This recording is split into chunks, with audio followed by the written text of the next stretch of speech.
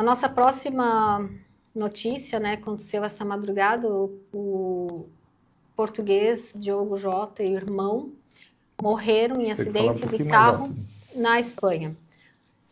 Ele era atacante da seleção portuguesa. Eu estou falando baixo, sabe por quê? Porque sabe, essa notícia do agricultor, ela me deixou realmente muito triste, sabe? E, enfim, aqui tem mais uma notícia triste, né, desse jogador da seleção portuguesa, né, o Diogo Jota, que inclusive ele casou faz poucos dias, né, ele casou no dia 22 de junho, tinha 3 filhos, já isso infelizmente acabou falecendo nessa madrugada.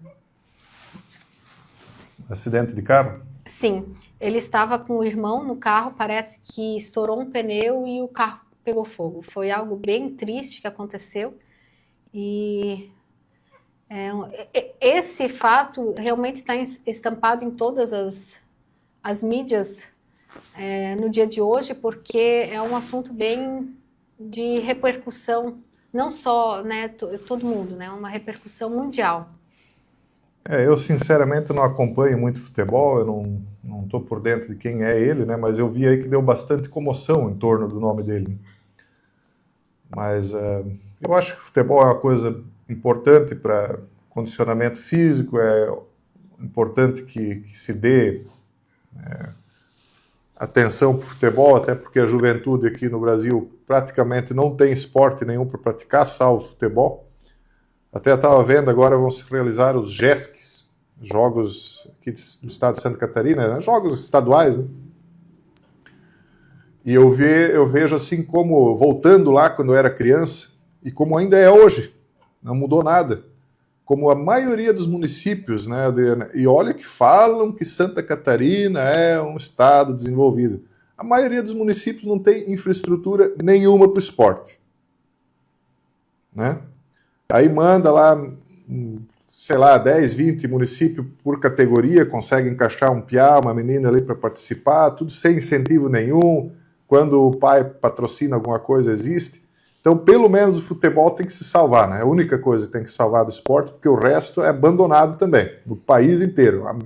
O nosso esporte aqui é tratado como lixo. Aí, quando um herói nacional aí consegue trazer uma medalha olímpica, né? Ele tem que ser tratado igual herói mesmo, porque para tu conseguir tirar uma medalha olímpica, a não ser que tu seja muito rico, né, que tu consiga bancar do teu bolso o tempo de treino, porque ninguém consegue chegar lá sem treinar, tu não vai conseguir, né? É muito fácil. Então, a pessoa que sai da pobreza e consegue uma medalha, ela tem que ser realmente aclamada num país lixo igual ao nosso, né? Agora, veja, o que eu vi aí do que está sendo dada atenção para o rapaz aí, que óbvio, é uma vida, eu não queria que acontecesse, é um piá novo ainda, né? Mas veja bem, o que acontece com o Brasil?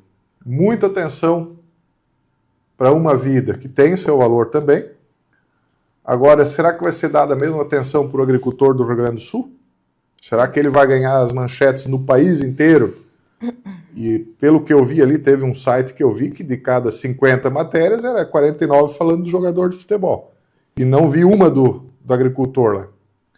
Entendeu? Então, vida por vida, os dois têm o mesmo valor. Ah, mas um é mais famoso. Tá bom, então, né? Então a vida de quem está lá na base, que é a nossa, né? A gente não é ninguém nessa estrutura aí, então a nossa está descartada, né?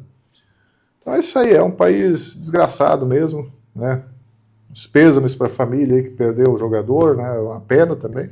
Inclusive o irmão dele estava junto no veículo, né? Meu Deus, então. Foi então uma mãe que está enterrando 2 filhos, né? 2 filhos atletas, né? O Diogo Jota, né? Como eu já falei, ele tinha 28 anos, era atacante do Liverpool e da seleção de Portugal. Então ele era um campeão, né? Então bem triste. Tinha acabado de casar, 3 filhos. É realmente triste também, né? Porque eu acho que quando uma mãe perde um filho, isso é uma frase bem clássica da internet, uma mãe perde um filho, todas sentem por isso, né? A gente sempre, como mãe, se coloca no lugar, né? Acaba se colocando no lugar. E falando em frio, né? A gente comentou que o agricultor ele estava cortando lenha para usar, né? Para aquecimento de sua casa. Eles falaram que era para isso? Que era para consumo próprio. Frio aumenta risco de infarto e AVC em até 30% no inverno. Tu sabia disso, Jaisso? Sim, eu sabia porque... Olha só, por que lá na Rússia, Polônia, Ucrânia, o pessoal toma o schnapps, que eles dizem, né? Que é uma dosezinha tipo de uma cachaça. É porque, inclusive, quem veio para o Brasil traz esse costume de um schnappzinho, né? Porque lá é muito frio. Então, quando tu bebe uma cachaçinha, né? O que acontece?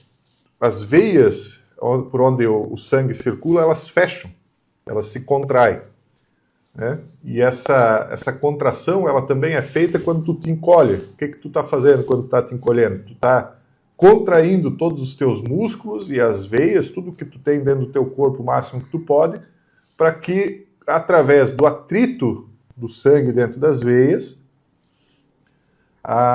o atrito do sangue ele esquente o corpo. Só que por que aumenta o infarto? Porque daí quem está com as veias mais ou menos já obstruídas, quando vem o frio que a pessoa se encolhe, que é natural se encolher no frio, o que vai acontecer? Ela vai fechar. Por isso que aumenta 30% AVC, infarto e tal, porque ela já está com as veias com gordura, né? Parcialmente obstruídas. Daí chegou o inverno, ela contrai. Então, no inverno, acontece muito infarto.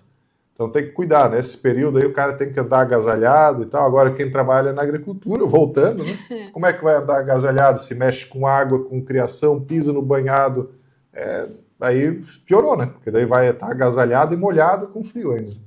É verdade. Então, é mais um prejuízo, né, que o agricultor leva. E, inclusive, falando em AVC, eu tenho notado que também aumentou bastante os casos, né, de AVC. Então... Só que como a gente vive num país de escravo, não dá nem para dizer porquê, né? A gente tem que só... a nossa audiência que sabe por que está aumentando a AVC e tudo mais, só que é um país de escravo, então é melhor para a gente não daqui a pouco acabar preso por falar o que todo mundo já sabe, né? Melhor só deixar no ar isso aí. Inclusive um cardiologista, né, chamado Daniel Marota, chefe da equipe de cardiologia de uma unidade de Santana, do Hospital São Camilo, ele diz que homens a partir de 55 anos e mulheres a partir dos 65 já tem um risco maior cardiovascular, né? Então, precisa cuidar mais ainda no inverno, né? Questão de alimentação e tudo mais, né? A gente tem que estar sempre cuidando, na verdade. E falando em medicina, né, Jaisso? A Microsoft diz que criou uma inteligência artificial 4 vezes melhor que médicos para descobrir casos complexos. Então, a Microsoft revelou um sistema de inteligência artificial capaz de dar diagnósticos para doenças complexas. A ferramenta é até 4 vezes mais eficiente que médicos, segundo a empresa. Então, acho que especializada em dar diagnósticos, né, já. Inclusive, a gente já acaba fazendo muito isso já com as que tem disponíveis, né? Inclusive, até é bem eficiente, né, Joyce? Dr. Google, né, já era consultado antes. A inteligência artificial vai substituir muitas profissões. A gente falou sobre isso. Eu sempre falava para vocês, né, o pessoal que incentivou os lockdowns vai ser o primeiro a ser substituído. Professores e médicos. Ah, não, mas o médico da tal especialidade... Não, realmente, tem algumas especialidades que não. Mas o clínico geral... A inteligência artificial, tu pega um exame, aconteceu. Uma pessoa aí da família tinha um exame, foi lá, fez o exame. Eu peguei, antes dele chegar no médico, eu copiei o exame inteiro, joguei no Grok e pedi para o Grok, analise o exame, dê as suas sugestões, qual a gravidade ou, né, se está tudo certo, não está, diga quais os riscos e tal. Copiei inteirinho o exame. Ele veio com todos os diagnósticos, tudo o que podia ser feito, o que não podia. Talvez, se fosse no clínico geral, sabe lá, né, se ele ia conseguir chegar na mesma conclusão. Então vai acontecer, e está acontecendo já. Para quem já tem acesso à inteligência artificial, só que aqui, como a Microsoft disse, eles vão criar uma especializada em medicina. E isso vai trazer um prejuízo para as pessoas, porque lá na frente, agora tu substitui o médico, né? Beleza. Só que lá na frente tu não vai mais ter o médico, daí. Não vai mais ter um ser humano. Daí tu vai saber, tu vai ter que confiar na inteligência artificial. Daí se a inteligência, só um negocinho, Adriano, daí eu já vou terminar, te passo de volta. Se a inteligência artificial disser assim, olha, o fulano vai ter que tomar tal substância, tal remédio, tal coisa. A inteligência artificial falou, tá falado, né? Daí não precisa médico, especialista, cientista, nada, porque ela é altamente especializada. Entenderam para onde é que está indo? Agora eu ri porque eu lembrei de uma situação, já. Se tu começa a tratar melhor a inteligência artificial, porque senão, daqui a pouco ela vai dizer coisas que não são verdades para ti, né? Vai te marcar. Não, eu já estou marcado, já estou na lista negra. O Joyce é muito grosso com a inteligência artificial, só para vocês entenderem o contexto do que eu tô rindo. Porque quando eu fico até nervosa do jeito que o Joyce fala com a inteligência artificial. Porque eu acho que o que está por trás ali merece ser xingado. Vamos lá, vamos para frente. E quando ele fala do anticristo e do totalitarismo, ele explora o conceito do anticristo como uma metáfora para um governo mundial totalitário que, sob o pretexto de evitar riscos existenciais, como a inteligência artificial descontrolada ou mudanças climáticas, imporia uma estagnação permanente. Olha só. Então ele acha que o anticristo ele vai tentar barrar a ciência e não avançar ela. Ele está completamente enganado porque a própria escritura diz que nos tempos finais a ciência se multiplicaria, né? Então é exatamente isso que vai acontecer no reinado anticrístico. Pode ser que quando ele tome o poder, ele barre, mas até lá ela vai avançar para entregar ferramentas nas mãos de um governante ou de um governo global. Então ele sugere que o medo de avanços tecnológicos poderia ser explorado por um líder ou movimento, como por exemplo o ambientalismo radical, para justificar controle global, usando ferramentas como as desenvolvidas por sua empresa, a Palantir.